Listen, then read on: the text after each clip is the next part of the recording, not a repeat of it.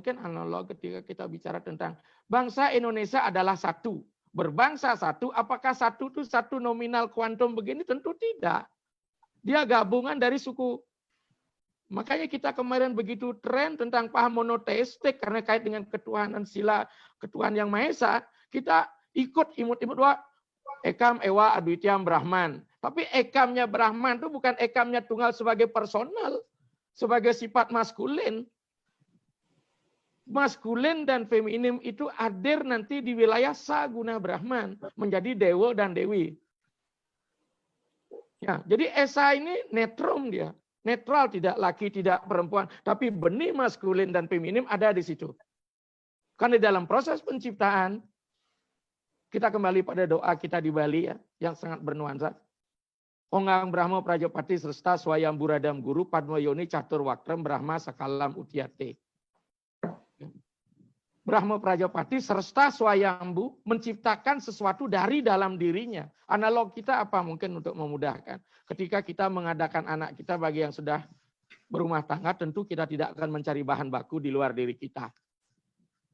Ya, kalaupun saru-saru pinjam jago lain itu urusannya. Ya. Artinya semua ada di dalam diri kita, ada 23 kromosom. Maka benih-benih yang ada dalam diri Tuhan itu dalam proses penciptaan inilah konsep maya. Maka dunia ini maya, inilah yang diajarkan oleh Sri Sangkaracarya yang dikatakan sebagai filsuf palsu.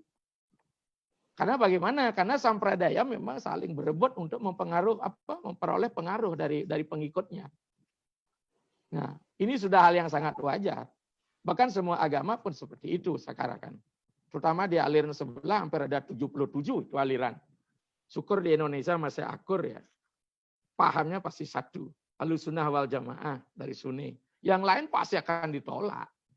Karena memang framework-nya kan berbeda. Maka di sini mulai framework kita berbeda ketika kita memasuki wilayah apa yang disebut dengan bagaimana kita memahami Tuhan itu. Jadi induktifnya seperti itu. Deduktifnya kita bingung. Bahkan dijelaskan di dalam Rigveda, saya coba kembali sitir kembali ayatnya ya. Di dalam Purusa Sukta, Purusa sebagai Tuhan tidak disebutkan Brahman, tidak disebutkan Krishna, tidak disebutkan Siwa. Apa dikatakan? Saharasa sirsa Purusa, sahasraksa, sahasrapat, sabumin wiswato, uritwati, atista dasangulam. Purusa itu berkepala 1000, bermata 1000, berkaki 1000, memenuhi dunia pada semua arah, mengisi angkasa, menyebar 10 jari. Jadi karena keluasan beliau tidak bisa digambarkan, dan dibuatkan personal. Bahkan di Gita pun mengajarkan seperti itu. Di antara naga aku adalah Taksakta, di antara gajah aku adalah Erawata. Ya. Di antara nyanyian, aku adalah Sawitri Gayatri. Ya, di antara yadnya aku adalah Hageni Hotra. Ya, jadi itu sudah Sarwam Kalu Idam Brahman. Di situ dia menunjukkan bahwa sesungguhnya Wiswarupa Darsana Yoga, maka kita juga tidak boleh anti dengan Bhagavad Gita. Karena itu metode Sri Krishna mengajarkan kepada Arjuna yang dalam kondisi keraguan-raguan, Arjuna Wisada Yoga. Maka di situ diajarkan pelan-pelan, maka diajarkan dialektika tentang Samkhya. Itu diajarkan semua, akhirnya sampai puncaknya bahwa semuanya adalah Tuhan, Sarwam Kalu Idam Brahman. Ini juga yang diajarkan oleh Siwa. Ya. Saya coba terapkan apa yang saya gunakan barusan saya selesai mencaru karena Komang meminta saya berusaha hadir. Sebenarnya tadi saya lelah banget lagi nguput caru, saya di Luklo ini. Nah, karena kita mencaru pasti akan saya mengatakan ada proses penyimpangan deviasi daripada spirit-spirit yang ada di bumi ini karena mengalami apa? Deviasi ini karena salah kelola dan sebagainya sehingga menjadi wajah dewani, menjadi demonik. Kita kembalikan siapa dewanya? Siwa bumi, siwa toyam, siwa teja, samirana, siwa siwakasai cutam, sada siwa namostute. Siwa ada di bumi, siwa ada di air, siwa ada di api, siwa ada di teja sinar, siwa ada di angin. Jadi beliau meresap, ini disebut dengan sarwa wiyapi wiyapake.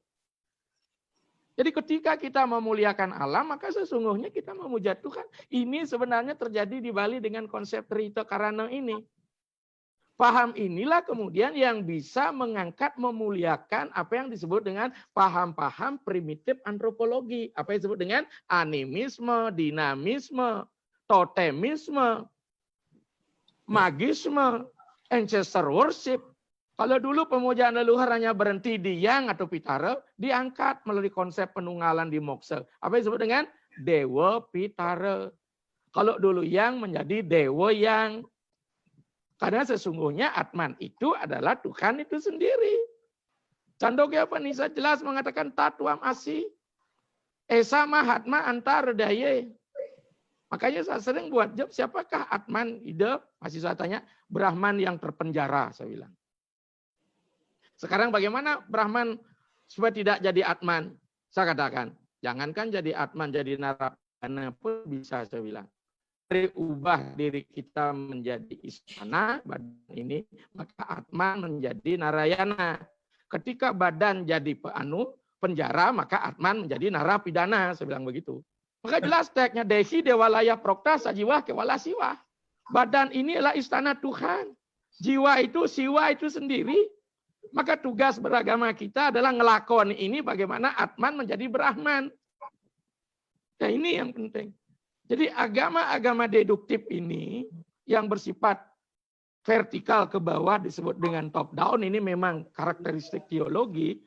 Mereka tidak mau menerima pencarian itu.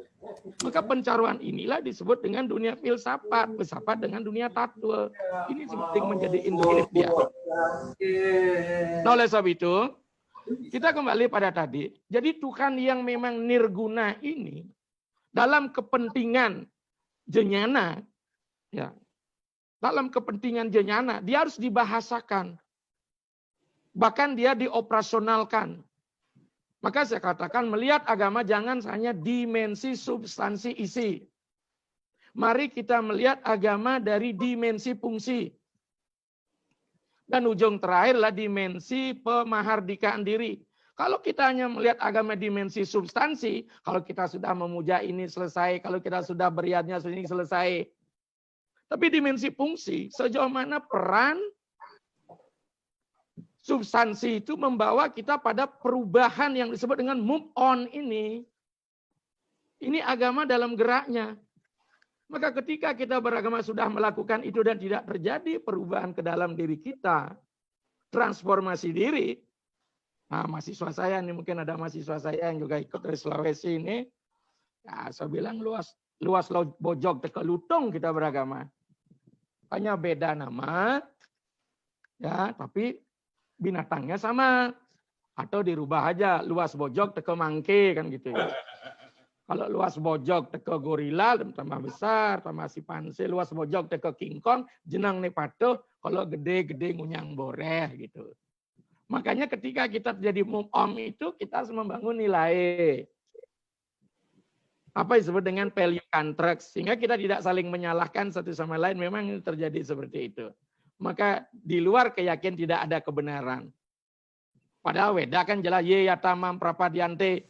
Maka sekarang adjustment sekarang ini penting. Makanya ketika Tuhan itu hadir meresapi semua alam semesta ini, inilah dia mengangkat kearifan lokal. Ya.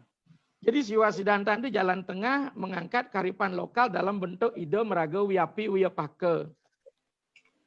Ya. Jadi wiyapi wiyapake inilah sebenarnya bagaimana dia meresap, dia tidak menjadi personal tunggal yang bersangat hegemoni. Dia ada di mana-mana. Maka ketika orang memuja di Pematang, di Pengalapan, mungkin dewanya sawah banyak itu. Ada Seri, ada Betari Umo. Di Pengalapan ini saya ditanya. Akhirnya ibu-ibu yang rajin sembahyang, satu betara sirejo melingih driki, sadik saya ceramahkan itu. Sirejo melingih driki, salahkah itu? Tidak, karena betara tidak punya akte kelahiran kok, saya bilang. Ya, tapi jangan ini disalahkan. Maka dalam konsep beragama kita pun, saya tanya, Dewa Sira melingih dijoidok gitu dia. Saya bilang, Dewa mana? Saya bilang, made in Wede, made in Purane, atau made in Nusantara, and made in Iba-Iba, saya bilang begitu. Ini. Maka kalau kita kembali semua pada acuan yang bersifat deduktif, Ratu Gede mecaling tidak akan ada, Ratu Ayu Manik meketel tidak akan ada, Ratu Ayu Manik megemal tidak ada, Ratu Ayu mecongol tidak akan ada. Maka tugas kita sekarang inilah mengayomi ini. Agama Hindu hadir untuk memuliakan. Nah, silakan Rai Niki. Kebetulan ada yang datang Niki, rekan saya Sulingeh juga. Ya. Jadi Niki, silakan Rai duduk di sini biar kita bisa sama-sama Niki kebetulan Sum Jakarta. Oke. Jadi Niki, maka dari itu Tuhan yang berada di angan-angan kalau tadi di wilayah spirit yang bersifat nirguna karena spirit memang tidak bisa diukur, menjadi paramasiwa lah dia atau bersifat niskala, diturunkan dia menjadi dunia ide. Ada dunia di wilayah spirit, ketuhanan kita ada di wilayah psikis.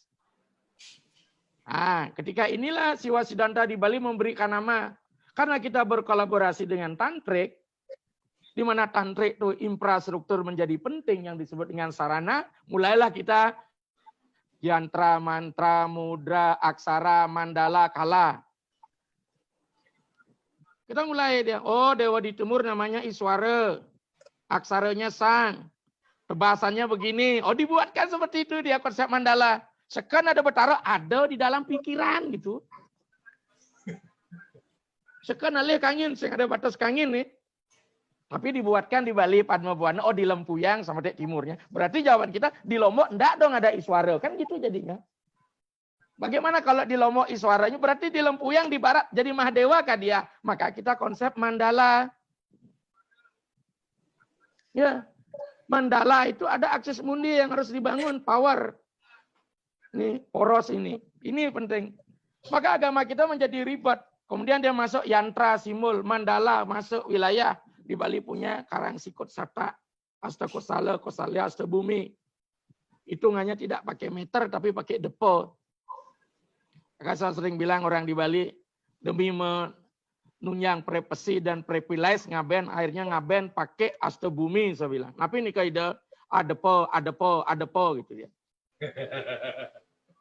Bahkan ngaben ulian tuara gitu dia, tuara gitu, bukan tuara miskin tapi dua ngare nih. Ya itu. Jadi niki ya. Buat mandala. Setelah mandala ada aksara, ada mudra, ada kala dewasa jelas, ada ukuriki di mana tempat tinggalnya. Karena sekarang di kota ini tentu menjadi tantangan bagaimana dengan semut sidulur. Makanya kemarin saya masih ingat pertanyaan Pak Bantas pas ngaben di sini katanya semut sidulur gitu. Bagaimana ada di sini?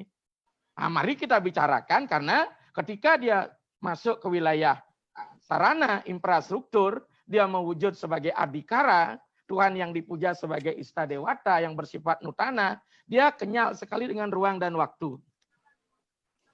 Kenyal sekali, dia menjadi elastis saja. Maka saya katakan ada relatif di wilayah absolut, ada yang absolut di wilayah relatif. Tapi semua yang relatif kita absolutkan bahaya kita. Pakaiannya arus seperti ini, misalnya mohon maaf ini. Ya. Berarti kita tidak merdeka dalam berbusana. Maka saya sebagai Sulingeh Bali, yang dari paham Siwa Siddhanta, kebetulan rambut saya masih ada, saya harus pakai perucut. Dengan Amarian saya bangga ke sana kemari. Bahkan satu ketika saya ada di Makassar, tanggal 8 saya ke Sulawesi Barat. Saya ditanya, mau kemana Nyong? Digitukan saya. Coba Sulingeh Nyong yang ini. Karena ini adalah awesa kita. Kala waktu, semut sidulur dan sebagainya, penanggal ini jangan dikatakan tidak ada relasinya. Ini geotisanya Hindu kita. Nah, ilmu perbintangan kita. Tapi bagaimana merangkai, merenda dialektika ini yang penting. Maka disinilah niskala sakala. Jadilah dia para dewa yang sesungguhnya akan hilang karena dunia pikiran itu adalah dunia relatif. Bahkan saya kebetulan anak saya juga dosen di AD, saya sering berdebat, saya sering didebat. Wahyu Tuhan pun sebenarnya tidak absolut, tidak. Kenapa dia bilang begitu? Karena itu ucapan wahyu. Kalau bicara wahyu adalah sabda. Sabda itu bagian dari Panca Mahabhuta. Pertiwi, apa, tejo, bayu, akasa. Akasa itu sabda. Berarti tidak kekal. Oke, materialnya tidak kekal, tapi spiritnya kekal. Saya jawab demikian. Niki. Nah, oleh sebab itu inilah Siwa Siddhanta kita di level kedua. Dan ini menjadi varian yang sangat banyak. Ya disinilah Wisnu Sahasranam, Siwa Sahasranama. Ini banyak masuk. Tapi yang jelas, siapa dia di Sadasiwa? Mari kita coba doa yang juga biasa diucapkan di India. Tapi di India dipengal. Om Namah Shivaya, Om Namah Shivaya. Itu India tuh. Di Bali ada puja begini. Om Namah Shivaya, Sarvaya Dewa Dewaya We Namah Rudraya Bhuvanesaya Siwa Rupaya We Namah. Nama Shivaya, hormat saya kepada Siwa. Sarwaya Dewa Dewa, beliaulah mewujud dalam bentuk semua sarwa dewata. Jadi ketika Siwa adalah tunggal sebagai ordinat, ketika Sarwaya Dewa Dewa menjadi subordinat. Rudraya Bhuvanesaya, dia penguasa alam semesta disebut Rudra. Siwa Rupaya We Namah, itulah rupa Siwa itu sebenarnya. Terus yang mana itu? Tuam Siwa Tuam Maha Dewa Keswara Parameswara. Ini diuraikan Siwa dengan nama ini, nama ini, nama ini. Siapa beliau? Tuhan yang satu. Bahkan Wisnu pun ada di situ. Maka kemarin ketika rame, tempel atau pura untuk siapa disebut Batara Krishna, apa lupa saat jadi sering ini, adalah desa pusah dalam gitu. Ya. Kalau dia menjadi subordinat Siwa, jelas dia pusah. Karena dijelaskan Utpeti Sira Siwa ngaran Brahma, jelas di desa. Setiti Sira Siwa ngaran Wisnu, jelas di pusah. Pralina Sira Siwa ngaran Ruda, jelas di dalam. Tapi saya katakan ada pujian untuk Wisnu. Namaste Begawan Wisnu. Namaste Begawan Hare. Namaste Begawan Kresna. Sarwa Raksa Namostute. Ini Wisnu Setawa yang ada di wilayah subordinat Siwa. Maka saya mengatakan sangat bijak sekali Empu Kuturan karena melalui konsep Sadasiwanya, Tuhan-Tuhan yang lain, nama-nama yang lain adalah manifest beliau. Disesuaikan dengan fungsi. Jadi Sadasiwa tidak diciptakan dari Paramasiwa. Mengalami proses emanasi. Jadi berbeda dengan paham yang lain. Bahwa ini diciptakan oleh ini. Sebenarnya dalam konsep apa yang disebut dengan Mayawadi. Ada konsep Wiwartawada. Itu tidak pernah ada penciptaan. Ini semu kalau kembali Sri Sangkaracarya. Ini permainan. Saya berikan satu contoh. Ketika Tuhan kita anggap sebuah lautan yang tenang. Tapi ketika dia berkria menjadi Sadasiwa. Menjadi gelombang-gelombang terempas kepada menjadi ombak. Ombak menghasilkan buih. Pertanyaan saya. Apa bahan baku buih? Pasti air laut. Tapi bolehkah buih menyatakan dirinya lautan? Tentu tidak. Tapi semua bahan bakunya dari situ. Maka buih itu tidak kekal. Tapi di semeton sebelah kekal dia. Sebagai prakrti yang kekal. Maka bagi kita kerusakan badan tidaklah masalah. Dimakan harimau pun tidak. Karena di akhir zaman badan ini tidak dibangkitkan. Karena dia memang tidak kekal. Bahkan semakin cepat dikembalikan ketika meninggal semakin bagus. Kenapa? Energi negatif yang ada pada tubuh ini tidak mengungkung. Spirit-spirit itu mengalami proses liberation.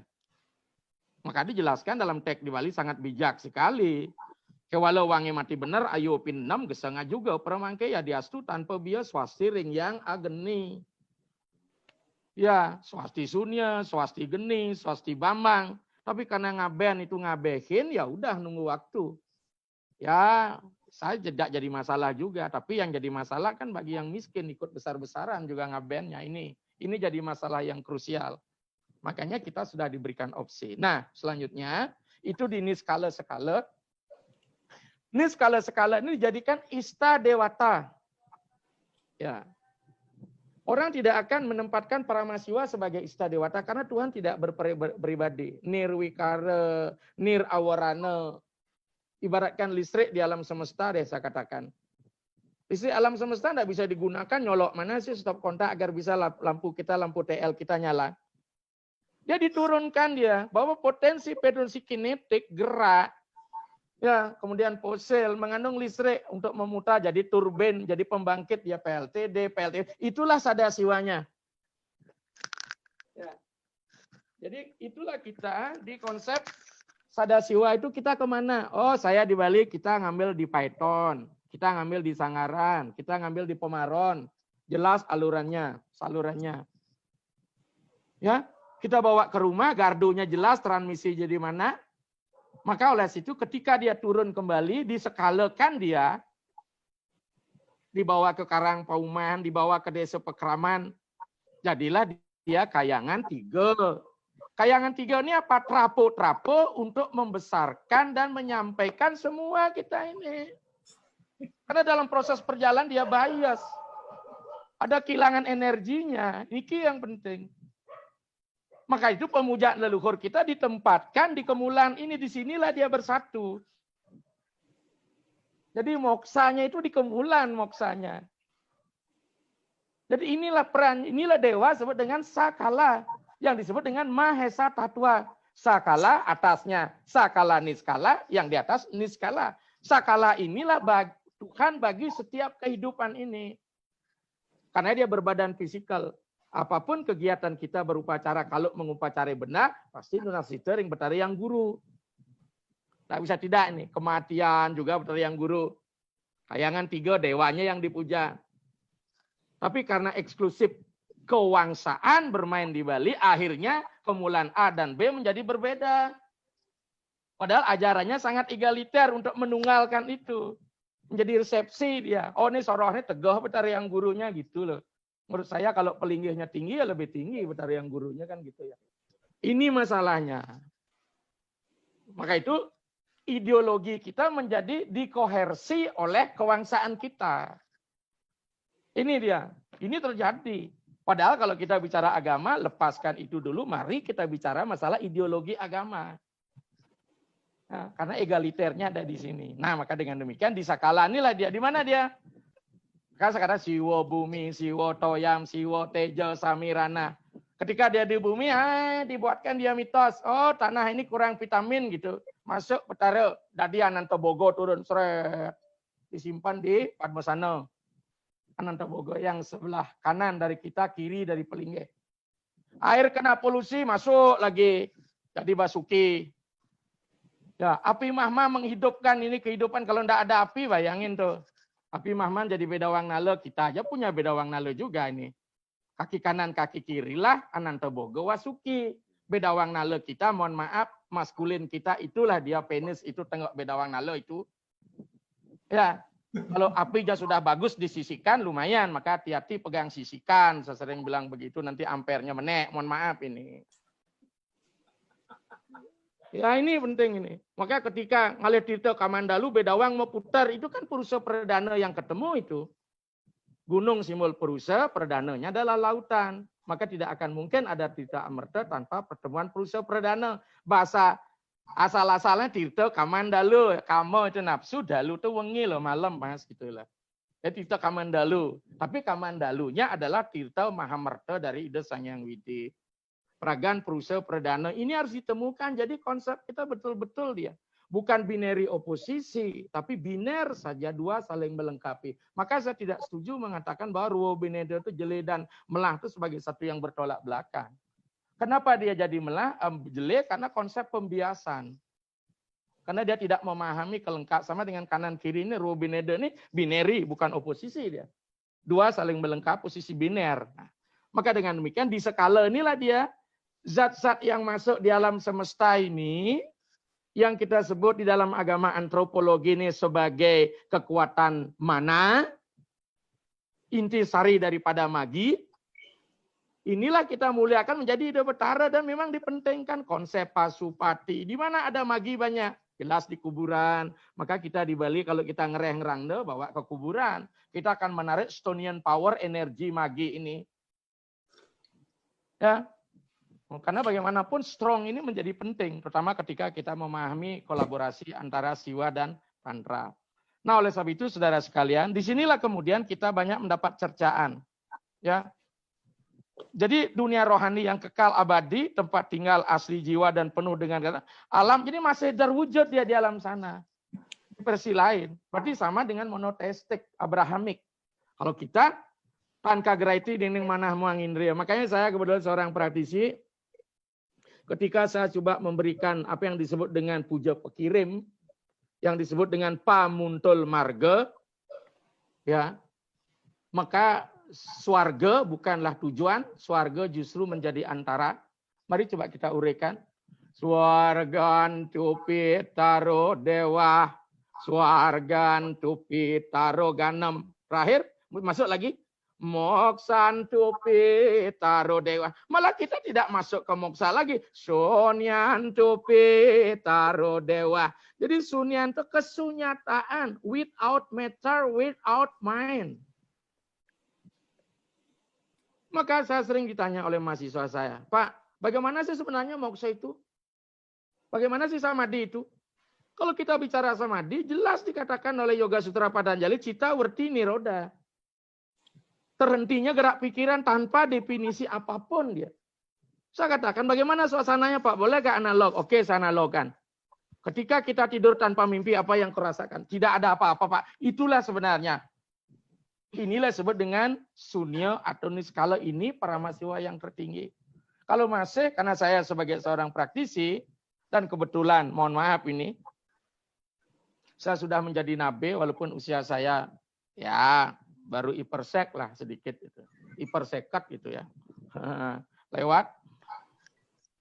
Ketika proses sedaraga itu amati raga, anak saya gulung dengan cerita pengentas, banyak sekali pengalaman denabe tiang manggih sinar, ide nabe tiang naik kereta gitu, tiang manggih di neraka seperti ini gitu. Berarti konen bersih nak tahu kita. Kapan nak tidak merasakan apa-apa dan nyaman sekali baru bangun abe sedaraga, itu baru yang benar saya bilang.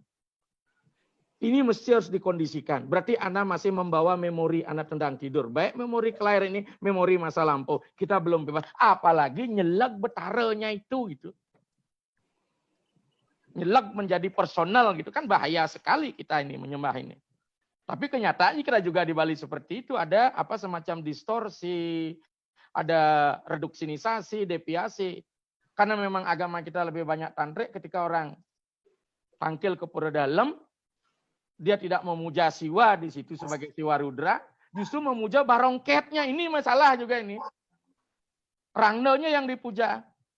Padahal itu adalah pelawatan, mayanya, bayang-bayangnya. Memang disebutkan dalam barong suari. Maka saya sering bilang, kalau memang kuat pelihara barong, ayo saya bilang. Lihat lontar barong suari, ring desa wenang nangunakan barong macan, ring pusah wenang nangunakan barong bangkal, ring dalam barong ket, medaging, rangda, sarang rarung. Inilah kelengkapannya. Maring sasih kenem, temua kenem, maring petluan, apa supati, pinaka penyengkering, desa pekraman. Jelas itu dalam teks. Maka dengan demikian saudara, maka kehadiran Hindu di wilayah Sakala menjadi atman spirit persiwit seponel inilah yang memberikan kemuliaan bagi kepercayaan-kepercayaan lokal. Maka framework-nya jelas. Software-nya jelas, Siwa Siddhanta gayut dengan apa kondisi kita di Nusantara ini. Hanya permasalahannya, ini kembali, kita sedikit dengan teori kritis tidak ada maksud untuk menyakiti siapapun. Ketika seorang menjadi tokoh agama, dia otomatis memiliki kepemilikan modal simbolik. Dalam teori Bourdieu, generatif, memang pemilik modal memang tidak rela modalnya berbagi.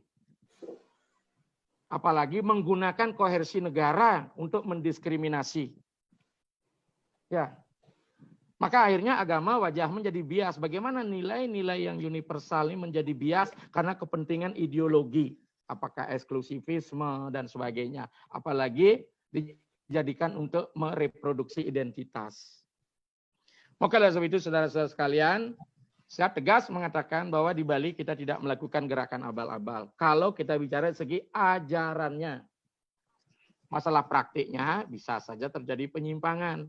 Maka itu ketika kita beragama, kita harus berpraktik. Kita harus melembagakan. Maka proses melembagakan pertama, mari kita beragama melalui pengetahuan agama. Dulu. Mari kita beragama melalui pengetahuan agama. Jangan berhenti di pengetahuan agama saja. Harus beragama. Tapi beragama tanpa pengetahuan agama tersesat. Ya. Tahu tentang agama tapi tidak beragama, mengangkat nilai-nilai kemanusiaan dengan ahimsa, cinta kasih. Ya, teori ahimsa sudah luar biasa, tapi menjelek-jelekkan yang lain apa tidak ahimsa? Ya. Maka kalau kita baca buku ini terus terang saja nih, nanti nih. Silakan saya tunjukkan ini. Ya. Tapi kita tidak boleh bias kognitif. Justru dengan kita dihujat, kita menjadi besar. Tugas kita sekarang, saya tidak masuk ke ranah yudisial, yuridis, milik negara. Nah, apakah kita akan menggunakan koersi negara terhadap agama, atau agama yang mengkoersi negara? Ya, bahkan kadang-kadang bisa terjadi perselingkuhan antara agama dan negara, gitu nih. Itu terjadi di mana-mana. Bukan hanya di kita. Ya, bukan terjadi di kita. Kita tentu masih ingat riwayat Timur Tengah, Saudi Arabia, ya, Ibnu Saud dan Abu Wahab membentuk negara Saudi Arabia. Kita melihat Vatikan, kita melihat di Iran dan sebagainya. Dan sekarang ada keinginan untuk itu di bangsa kita ini. Maka mulai ada pergeseran kohersi agama terhadap negara. Kita Bhinneka Tunggal Ika. Tapi kalau kita bicara masalah jalan bebas, sederhana. Itu bisa jadi wilayah India. Kita di situ sekuler. Kita ini negara berketuhan yang Maha Esa. Iki yang penting dijaga satu sama lain. Nah, hanya ketika karakter kita di agama Purana, memang kesan-kesan modernisasi, melihat agama dari segi apa yang disebut dengan prima, apa yang disebut dengan kausa efisien, kurang karena dianggap pemborosan. Saya yakin kok itu. Apalagi mereka adalah orang-orang urban dan orang-orang migran. Artinya mereka tercabut daripada akar budaya ini. Namun demikian kita juga memberikan ruang pada mereka. Ya. Karena ini heterogenitas, ini terutama daerah perkotaan dan sebagainya, urbannya banyak. Nah, akibatnya mereka butuh satu pegangan di wilayah industri, logikanisasi di wilayah agama. Maka disinilah pentingnya, Hindu itu sudah memberikan kita tawaran yang luar biasa, mau beragama magis, naik sesabukan, lihat tantri itu. Primitive religion masuknya. Dotken agama satwa, arkais religion alih. Ya story religion. Dot berupa kara, arkais religion cari agama kuno, betara nih gini tedon riki, ide betara moko nih, bantan kene, betara niki kunjungan satu sama lain, dia menjenuhkan betara nih. Dot ingin kita beragama rasional, kita masuk ke darsana. Ya, kalau cerita tadi Purana, dot kita masuk ke agama filosofi spiritual, kita masuk ke agama Upanishad. Ini selalu ada dalam setiap gerak. Kita tidak bisa samakan. Murid TK butuh instrumen untuk menjelaskan yang bersifat abstrak. Tidak mungkin kita salahkan itu. Anak-anak TK. Karena kita tidak tetap berada pada satu generasi yang sama selamanya. Akan ada alih generasi. Maka tugas kita mengedukasi ini penting. Mungkin ini sebuah pendapat saya, mudah-mudahan nanti ditentang. Setelah saya lihat tek-tek itu, di mana sih sebenarnya upacara Agnihotra atau dimasukkan di lontar di Bali? Ternyata setelah saya coba buka, ternyata lontar yang membuat tentang Agnihotra itu ada di tek-tek Tatwa. Tek-tek Tatwa itulah ajaran esoterik, sama dengan Upanishad. Ajaran ke dalam, bagaimana mungkin dia beriatnya? Dia berada di hutan, di pertapaan sekalian buat api unggun, di situ pemujaannya itu iatnya bagi seorang pendeta Brahmana, karena dia sudah tidak menghasilkan ragi. Tapi bagi seorang Griastin, saya sering bilang, iatnya itu adalah pajak. Apa yang kau masukkan, begitu pula yang kau keluarkan, walaupun bentuknya berbeda, tapi tetap kembalikan pada Iksa Sakti Desa Kala Tatwa. Tuhan aja menciptakan kita di terakhir dengan material, masa kita tidak mengembalikan dengan material? Dengan apa kita datang, dengan itu pula kita pulang. Pulang kita pertama badannya dibakar jadi pengabenan. Fisikisnya disucikan jadi nyekah. Atmannya ditunggalkan jadi ngungang deweyang. Ini kan sudah betul-betul tatanan yang luar biasa. Kita punya formulasi terjelas di Bali. Maka saya dengar sampai nguwok sangah dan sebagainya. Ini ajarannya yang sesat, apa orangnya yang tidak ngerti beragama? Ngerti kita. Berarti kita mengingkari, pada Weda jelas mengatakan Pitri Dewa Bawo, Matri Dewa Bawo, Acarya Dewa Bawo. Bahkan Weda dalam mantra Subacita, Tuamewa mata capita, Tuamewa ya Tuhan kau adalah ayah dan ibu kami. Maka saya pernah ditanya oleh seorang Prof. Suparto, mohon maaf nih, Profesor kuliah S3, saya kebetulan ya sebagai pengampunya. Tuhan siapa sih yang kita puja dari Hindu? Saya bilang. Saya nyanyi. Ya mungkin ke India-Indiaan mantra Subacita, Tuamewa mata capita, Tuamewa ya Tuhan kau adalah ayah dan ibu kami. Ayah dan ibu siapa? Ratu Betara Peragan Perusa Perdana, Bapa Akasa, Ibu Pertiwi. Maka di Bali menjadi Sang Yang Widi Wasa. Widi pinaka bapa, tempat kita bergantung. Wasa sebagai ibu, tempat kita berpijak. Malah belakangan muncul bahwa Widi Wasa itu klaim oleh semeton Kristen katanya. Itu bahasa mana itu saya bilang. Nih. Tuamewa mata capita, Tuamewa bandus casaka, Tuamewa. Ya Tuhan kau adalah bandu keluarga. Saka sahabat. Betara aja angon timpal niki kemumai aja angon sesikapan betara.